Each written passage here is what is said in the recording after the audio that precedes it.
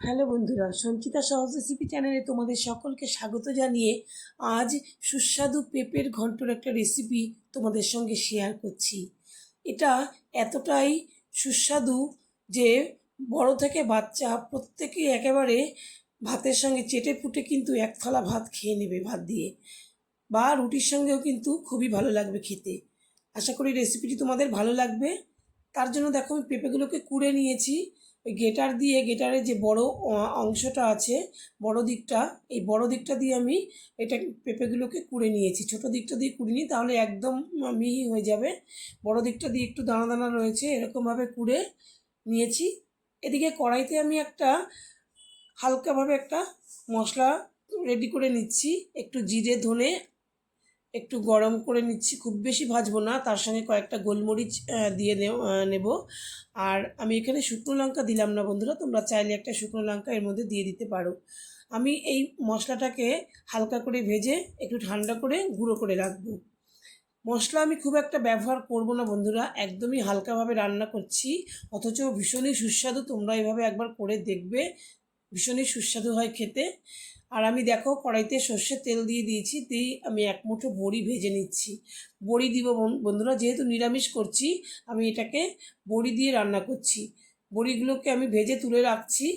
তারপরে আমি কড়াইতে আবার কিছুটা তেল দিয়ে দিয়েছি, অল্পই তেল দিয়েছি, দেখতে পাচ্ছ তোমরা তেল একদমই কম তেলে রান্না করছি।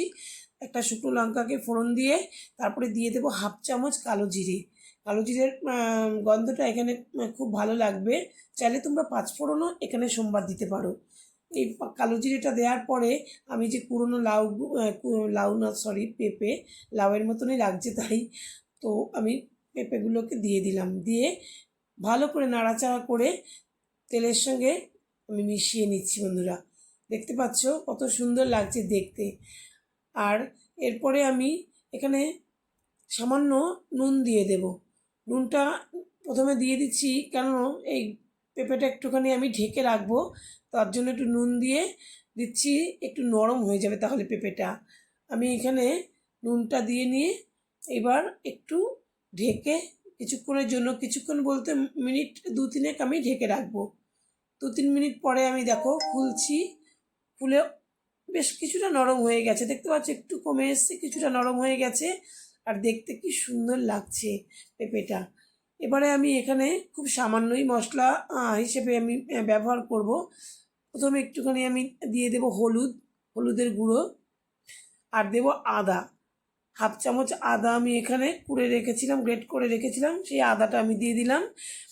এছাড়া আমি খুব একটা মশলা এখানে দেব না। আর যে ভাজা মশলাটাকে আমি রেখেছিলাম করে, ওই মশলাটাকে কিন্তু আমি এখন এই কষানোর সময় আমি দিয়ে দেব। আমি নামানোর আগে দেব না। ওই মশলাটা কিন্তু আমি খুব কড়া করে ভাজিনি।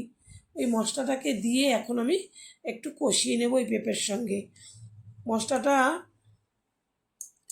সাদা জিরে ধনে আর গোলমরিচ দিয়ে আমি যে তৈরি করে রেখেছিলাম গুঁড়ো করে, সেটাকে দিয়ে দিলাম। দিয়ে এর সঙ্গে ভালো করে একটু কষিয়ে নিলাম। বন্ধুরা, তোমরা রেসিপিটা যারা দেখছো একটা লাইক দিয়ে দিও প্লিজ, আর একটা ছোট্ট করে কমেন্ট করে জানিয়ে তোমাদের কেমন লাগলো। খুব সুন্দর একটা কালার এসেছে দেখতে পাচ্ছ বন্ধুরা। এই অবস্থায় আমি একদম অল্প একটু জল দিয়ে দেবো, হাফ কাপ মতন জল দিয়ে দেবো। যেহেতু পেঁপেটা এমনি নরম হয়ে গেছে, তবে আরেকটু সেদ্ধ হওয়ার জন্য আমি এই জলটুকু দিয়ে একটু ঢেকে রাখবো সামান্য, মানে মিনিট 2 মতন ঢেকে রেখেছিলাম। তারপরে ঢাকনাটা খুলে দেখো বড়িগুলোকে দিয়ে দিলাম। বড়িগুলোকে আমি শেষের দিকে দিলাম যাতে একেবারে নরম তুলতুলে হয়ে না যায়, একটু নরম হয়। একটু নাড়াচাড়া করে আমি বড়িগুলো দিয়ে একটু নাড়াচাড়া করে তারপরে আমি এর মধ্যে দিয়ে দেবো একটুখানি চিনি দেবো, কারণ চিনি তো আমি দেইনি, নিরামিষ তরকারি, তার মধ্যে পেঁপে, একটু চিনি না দিলে তো ভালো লাগে না। আর বাচ্চাদের তো একটু টেস্টি না হলে ভালো লাগবে না, সবারই একটু পেঁপেটা একটু টেস্টি না হলে ভালো লাগে না। তাই এভাবে করা বন্ধুরা, একবার করে দেখো। আর দেবো একটু ধনে পাতা। আমি রান্নাটা শেষ করার আগে দিয়ে দিলাম দেখো হাফ পাতিলেবুর রস।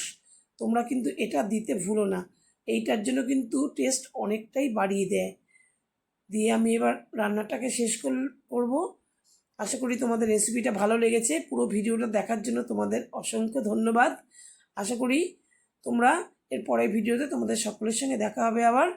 ধন্যবাদ সকলকে।